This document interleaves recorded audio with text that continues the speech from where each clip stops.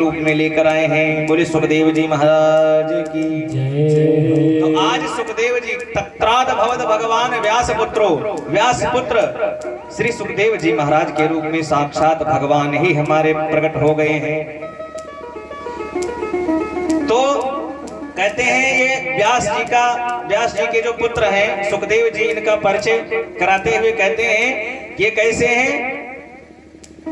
बोले भृतश्च बालैरवधूत वेशः अलक्ष्यलिंगो निजलाभतुष्टः। ये इनकी इतनी बड़ी सत्ता है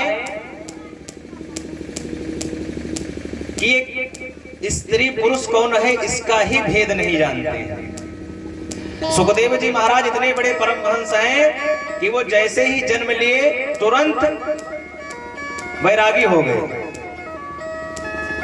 और जन्म लिए हैं तुरंत वैरागी हो गए। एक भी क्षण नहीं लगाया वैरागी होने में। सुखदेव जी महाराज की ये विशेषता है। और जब ये जन्म लेते ही जंगल की तरफ भगे तो इनके पिता श्री व्यास जी महाराज भी इनके पीछे भगे। जब इनके पीछे भगे और व्यास जी के कोई पुत्र नहीं था, केवल अकेले सुखदेव जी महाराज इकलौते पुत्र थे।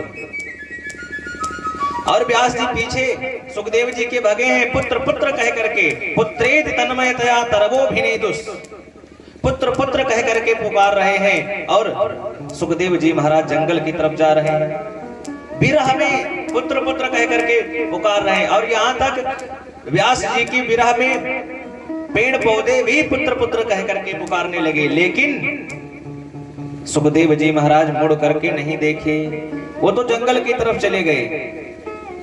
तो जो जन्म लेते ही वैरागी हो गए, वैराग्य धारण कर लिया, ऐसे श्री सुखदेव जी महाराज आज परीक्षित की रक्षा करने के लिए, परीक्षित के ऊपर कृपा कराने के लिए, कृपा करने के लिए आज पधारे हैं। और परीक्षित ने जब देखा कि कोई बहुत दिव्य पुरुष आ रहा है, सुखदेव जी महाराज केवल 16 वर्ष के हैं। ध्यान दीजिए, सुखदेव जी महाराज 16 वर्ष के हैं और वहां पर ऋषि बैठे हैं 800 वर्ष के, 8000 वर्ष के बड़े बड़े ऋषि बैठे हैं। उनके दादा बैठे हैं, उनके परदादा बैठे हैं। लेकिन जब सुखदेव जी महाराज आते हैं तो सब खड़े होकर के स्वागत करते हैं।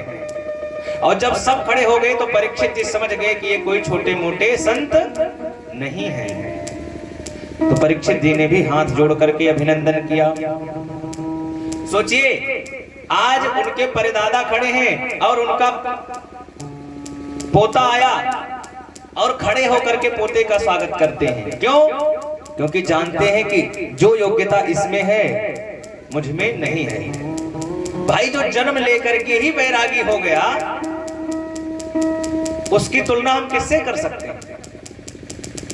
तो सुखदेव जी महाराज की दिव्य महिमा है। सुखदेव जी महाराज आते हैं, परीक्षित जी हाथ जोड़ करके स्वागत करते हैं, उचित आसन पर बिठाते हैं। क्योंकि समय परीक्षित जी के पास ज्यादा नहीं है, 7 ही दिन का समय है। तो आसन पर बिठा करके सबसे पहले प्रश्न पूछते हैं। प्रश्न कौन सा है? ये प्रश्न केवल परीक्षित जी का नहीं है, ये सार्वभौम प्रश्न है। परीक्षित जी ने क्या पूछा कि म्रियमाणस्य किम कर्तव्यम। पूछा, महाराज जी मरने वाले को क्या करना चाहिए?